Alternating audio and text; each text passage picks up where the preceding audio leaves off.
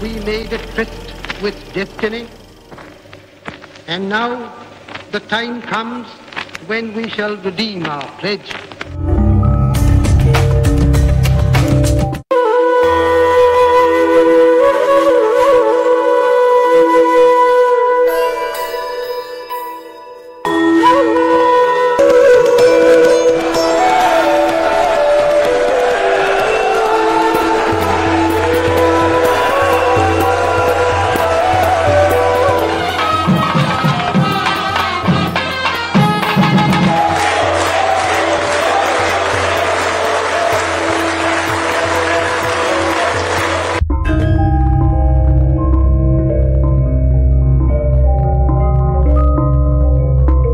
भारत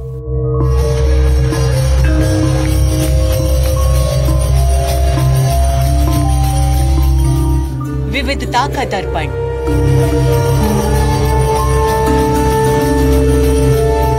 एकता की मूरत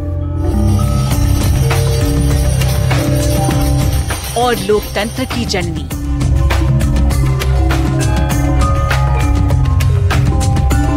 यहाँ गणतांत्रिक व्यवस्थाओं के उदाहरण है वेदों में।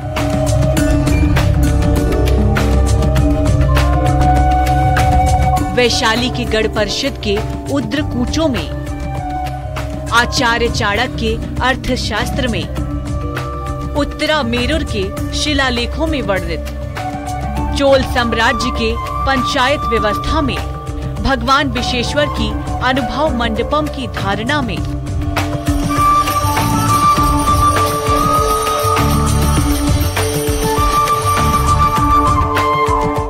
गण, सभा, गणपति, समिति, लोकपाल जैसे शब्द भारत में हजारों साल से अस्तित्व रखते हैं। स्वरूप बदलता रहा, संस्कार नहीं। बदलते वक्त के साथ भारत बना विश्व का सबसे विशाल लोकतंत्र।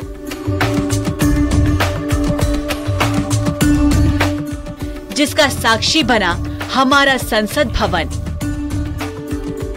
करीब एक शताब्दी पहले 1927 में औपनिवेशिक हितों के लिए एक काउंसिल हाउस बना। देश आजाद हुआ, ये भारत की संसद बनी और यहीं से शुरू हुई एक नए भारत के लोकतांत्रिक युग की शुरुआत।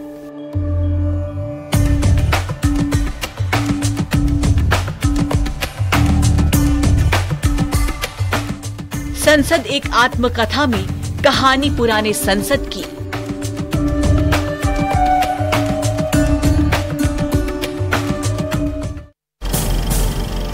We made a tryst with destiny, and now the time comes when we shall redeem our pledge.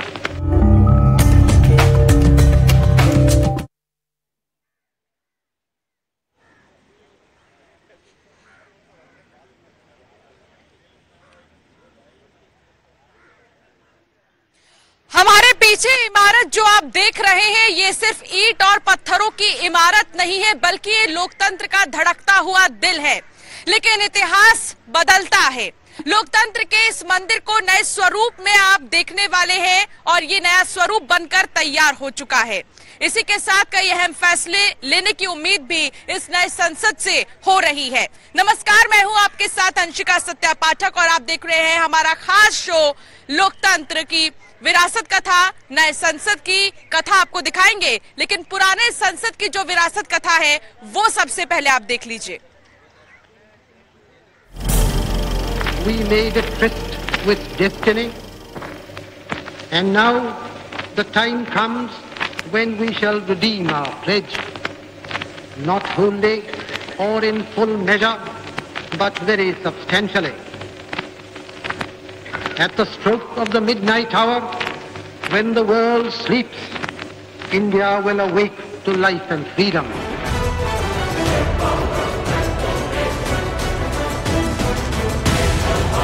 Bharat की लोकतंत्र की आत्मा।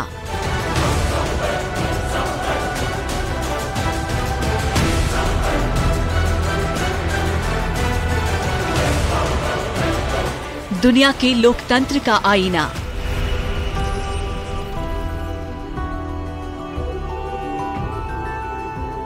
हिंदुस्तान के धड़कते लोकतंत्र की दुनिया में पहचान।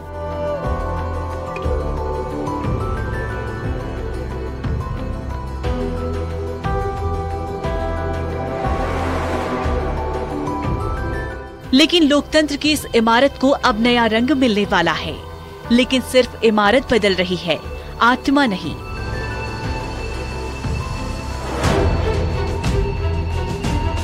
नए इमारत में लोकतंत्र की नई इबादतें लिखी जाएंगी। लेकिन पुरानी संसद की भी अपनी कहानी है। वो कहानी जो 1926 में शुरू हुई, 1952 में जिसे विस्तार मिला और 18 सितंबर 2023 को जिसके इतिहास का आखिरी पन्ना लिखा गया।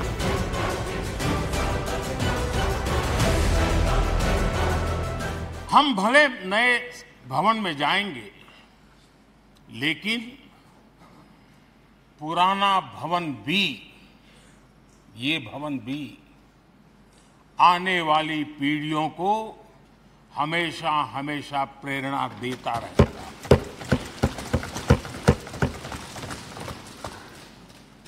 ये भारत के लोकतंत्र की स्वर्णिम यात्रा का एक महत्वपूर्ण अध्याय, जो सारी दुनिया को भारत की रगों में लोकतंत्र का सामर्थ्य कैसे है, इसका परिचित कराने का काम इस इमारत से होता रहेगा। 144 खंभों पर खड़ी आसमान को तकती गोल सी एक इमारत, जिसने हिंदुस्तान की इबारत लिखी। इसे 96 बरस पहले अंग्रेजों ने बनवाया था। चाहत थी अनगिनत सालों तक हुकूमत की, पर हुआ भारत का, भारत से, भारत के लिए। 12 दिसंबर 1911 को किंग जॉर्ज पंचम ने दिल्ली दरबार में दिल्ली को देश की राजधानी बनाने की घोषणा की, जिसके बाद 1912 में अंग्रेजों ने दिल्ली शहर की नींव रखी और इसे देश की राजधानी बनाने की शुरुआत कर दी गई, जिसे British architect sir Herbert baker और सर एडविन लुटियंस ने नए शहर की योजना बनवाई। और इसी के शुरू हुआ हमारी पहली संसद के निर्माण का काम, जिसकी नींव पड़ी साल 1921 में। शुरुआत में नई दिल्ली में संसद भवन के लिए कोई जगह नहीं थी, लेकिन बाद में हर्बर्ट बेकर ने संसद भवन का डिजाइन तैयार किया, जिसमें सर लुटियंस का भी योगदान था। और इन्हीं के नाम पर आज दिल्ली के एक हिस्से को लुटियंस जोन कहा जाता है। शुरुआत में हमारी संसद को काउंसिल हाउस नाम दिया गया। 12 फरवरी 1921 तत्कालीन काउंसिल हाउस का उद्घाटन ड्यूक ऑफ कनाट और भारत के तत्कालीन गवर्नर ने किया, जिसमें 64 गोल खंभे थे। करीब 6 साल बाद 18 जनवरी 1927 को काउंसिल हाउस का उद्घाटन तत्कालीन गवर्नर जनरल लॉर्ड इरविन ने किया। तब हमारी संसद को बनाने में करीब 83 लाख रुपए का खर्च आया था। तब 10 ग्राम सोने की कीमत 18 रुपए हुआ करती थी। मूक बधिरों को सुनाने के लिए हमारी संसद धमाकों की गवाह भी बनी।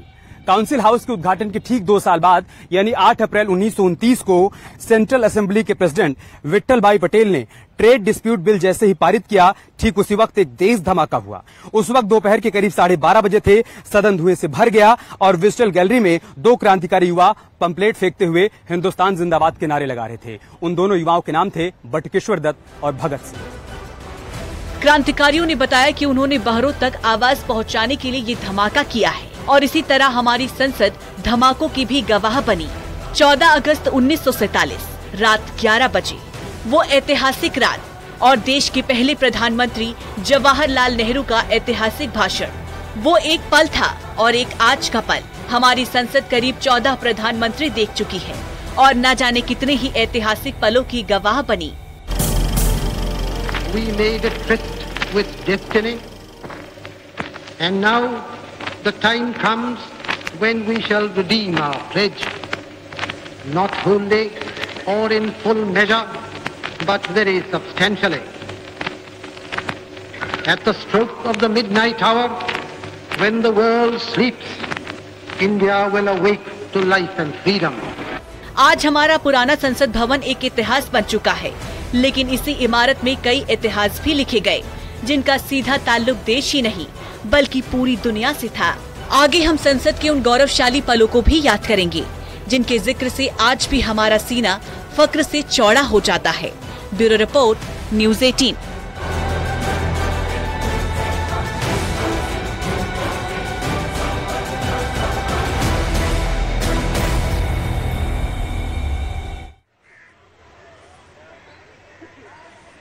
तो करीब 96 साल का इतिहास समेटे इस संसद ने कई उतार चढ़ाव देखे हैं। ऐसे में कई बड़े फैसलों की गवाही भी बनी है हमारी नई संसद। इसका सफर कैसा रहा, कौन से वो काले दिन हमारी संसद ने देखे और कौन से वो अच्छे दिन जो पूरी जनता को इस संसद ने दिखाए, आपको दिखाते हैं इस रिपोर्ट में।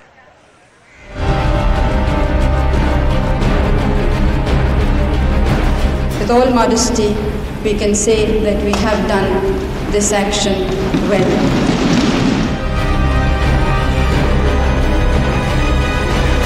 कभी संघर्ष का माहौल भी रहा है और कभी इसी सदन में उत्सव और उमंग का माहौल भी रहा है। ये सारी स्मृतियां हमारे साथ, हम सबकी साझी स्मृतियां हैं।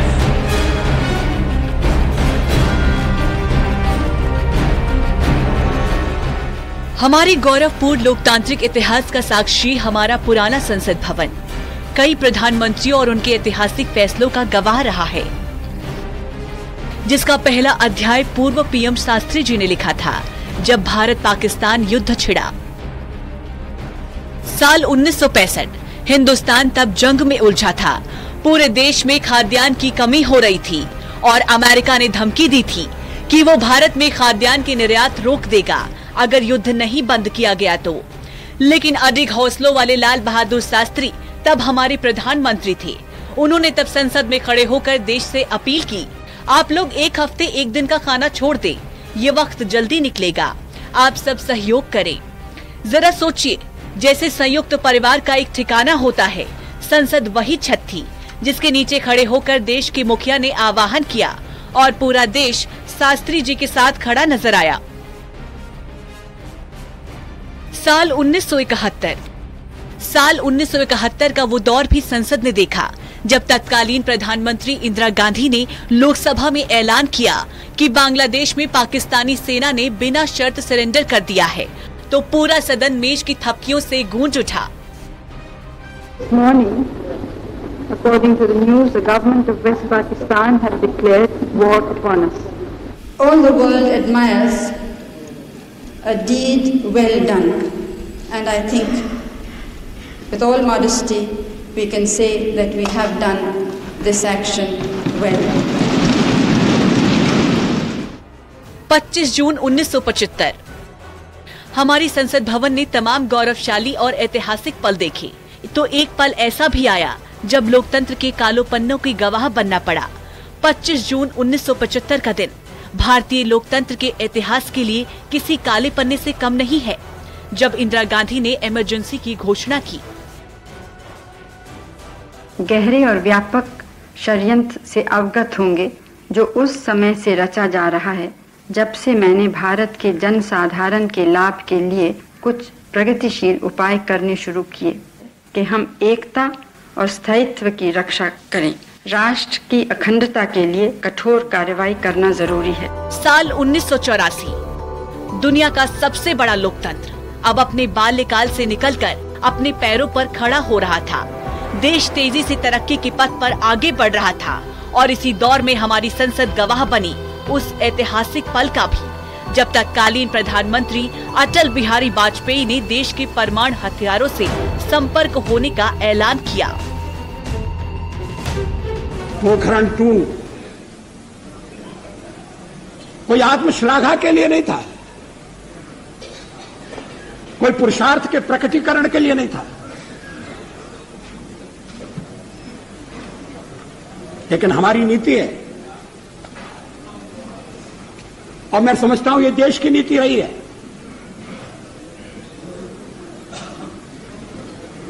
कि मिनिमम डिटरेंट होना चाहिए।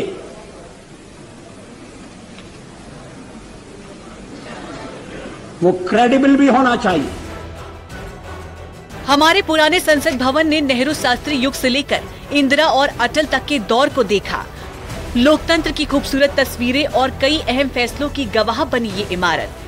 फिर दौर आया मोदी युग का, जब हमारी संसद ने धारा 370, जीएसटी, ट्रिपल तलाक और एनआरसी जैसे बड़े बदलाव की गवाह बनी।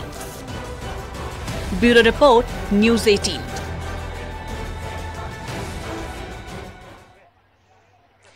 यही तो वो संसद है जो धारा 370 और 3 तलाक जैसी कुप्रथाओं को लेकर कानून लेकर आई।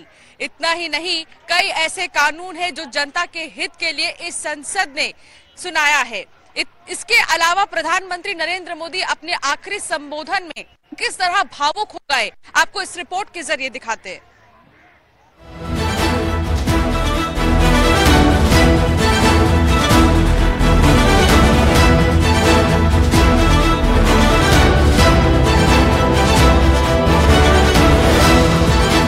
पुरानी संसद में पीएम मोदी ने 75 सालों के इतिहास को याद किया।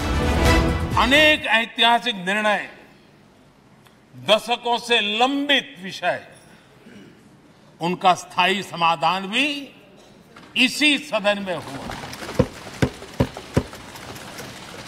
आर्टिकल 370, ये सदन हमेशा हमेशा गर्व के साथ कहेगा कि सदन के कारण one nation one tax, one nation one tax, GST का निर्णय भी इसी सदन ने किया। One rank one pension, OROP, ये भी इसी सदन ने देखा। गरीबों के लिए 10% आरक्षण कोई विवाद के बिना पहली बार इस देश में करने में सफल है।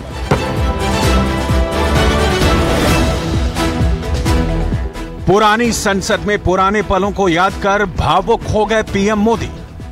ये सदन से विदाई लेना एक बहुत ही भावुक पल है। परिवार भी अगर पुराना घर छोड़कर के नए घर जाता है तो बहुत सारी यादें कुछ पल के लिए उसको झकझोर देती हैं। पीएम मोदी ने रेलवे प्लेटफॉर्म से संसद तक के अपने सफर को याद किया।